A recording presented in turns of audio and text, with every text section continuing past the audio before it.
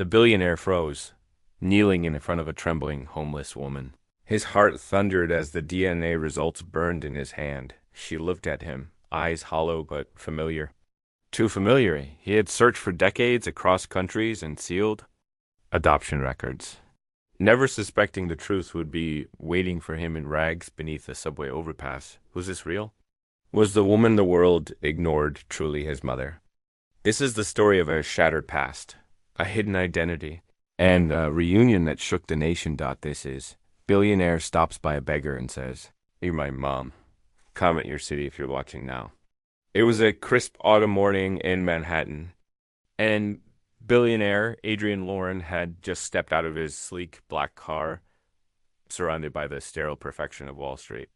Dressed immaculately, with a Rolex peeking from under his tailored sleeve, Adrian was every bit the picture of success America's youngest self-made tech mogul. To most, he was untouchable, a headline, a symbol.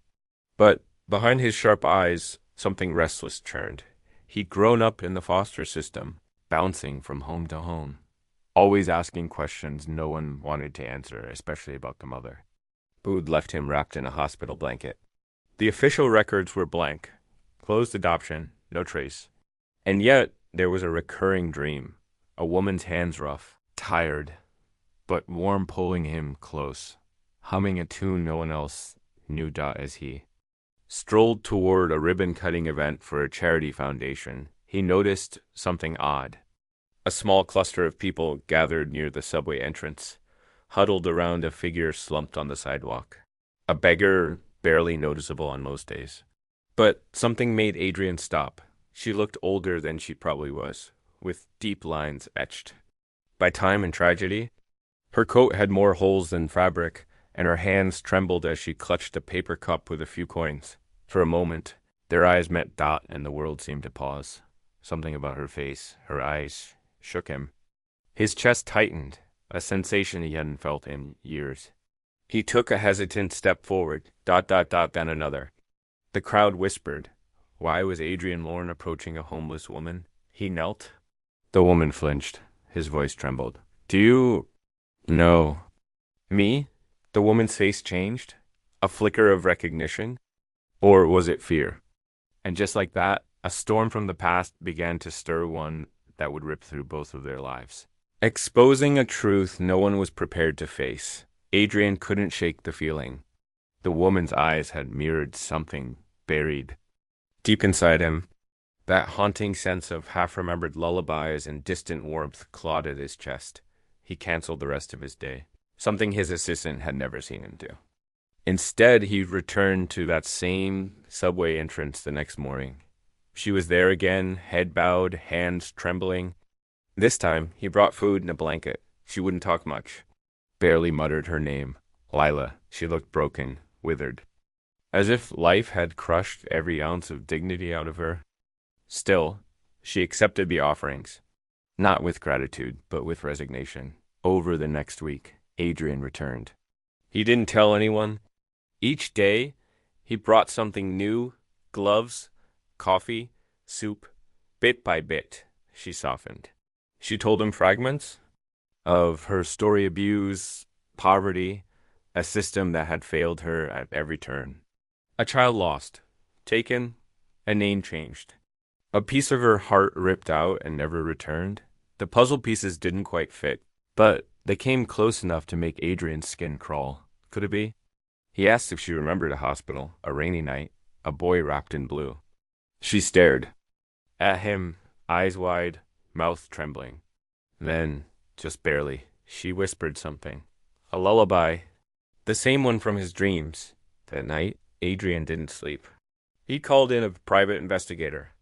Quiet, discreet. They traced her records. What little existed, rehab centers, shelters, a missing persons report filed decades ago by a social worker who thought she was mentally unwell. But the timelines matched. The next step was terrifying. A DNA test. He brought it to her gently. She refused at first. Why would a billionaire care about a ghost like me? She asked, voice brittle with distrust. I need to know, Adrian said, barely holding himself together.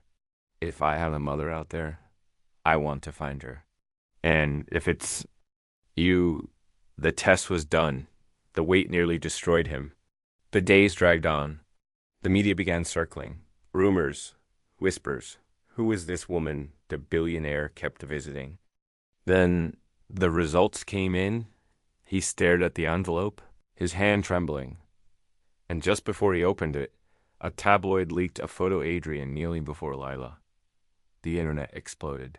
Headlines screamed, "Billionaire finds homeless mother." He hadn't even read the results, but the world already had, and that changed everything. The sun had barely risen when Adrian stepped out onto his penthouse balcony, DNA results in hand. The world was awake, media vans below, headlines flashing across screens. His company's stock dipping. He opened the envelope, 99.8% match. Lila was his mother. He dropped into a chair, breath stolen from his lungs. For years he had imagined her, in a grave, or locked away, or simply gone. But she had been here alive, forgotten by the very society he now sat atop. Suddenly, he saw everything differently. The wealth, the fame, the polished boardrooms and glittering galas. It all felt hollow. He rushed back to the subway station, but Lila was gone. Vanished. Word had spread. Some passerby had told her who he was and what the cameras had captured. And in fear or shame, she'd disappeared. Adrian searched every shelter, every alleyway. He offered rewards and contacted hospitals. Days turned to weeks. Nothing. Then, one cold evening, as snow began to fall, he spotted a familiar figure huddled beneath an overpass. She was thinner, her eyes dimmer, but she was alive. He fell to his knees. "I found you," he whispered. She looked up, eyes welling with tears. "You came back," she said. He wrapped his arms around her, shielding her from the wind. For the first time in his life, Adrian Lorne cried, not from loss, but from finding something he never thought he'd have again. Family. Dear audience, where are you watching from? Drop your city name in the comments. Adrian took Lila home that night, not to a shelter, not to a hotel, but to his own home. It made headlines the next morning. Billionaire brings homeless mother to penthouse. Some praised him. Others mocked him.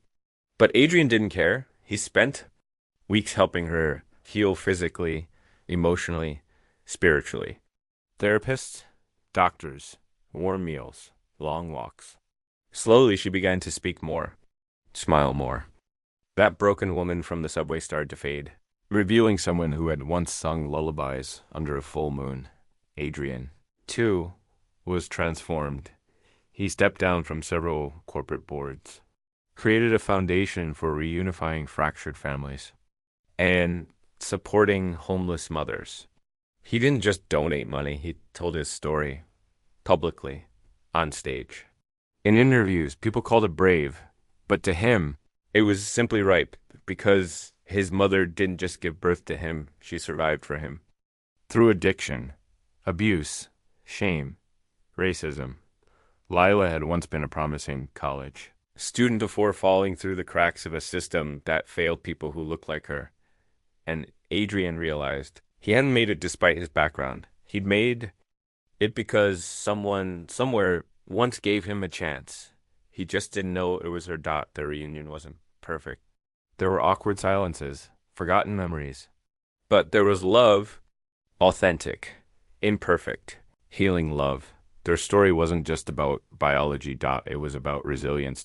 About what happens when the world gives up on someone and they still choose to live. Thanks for watching. Subscribe to our channel for more powerful stories and fresh videos.